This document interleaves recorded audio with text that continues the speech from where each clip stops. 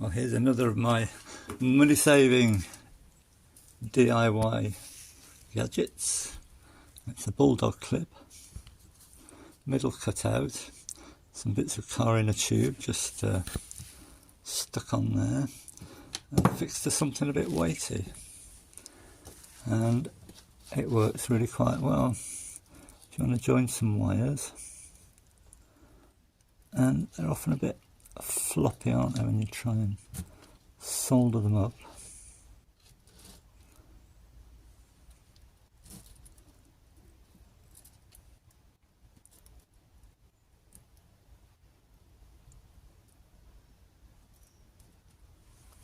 There we are, holds them nice and tight, and it keeps the heat shrink back. If you're tight for space and the heat shrink tries to encroach on the joint, I'm going to put a bit of extra flux on here because these wires are a little bit dirty.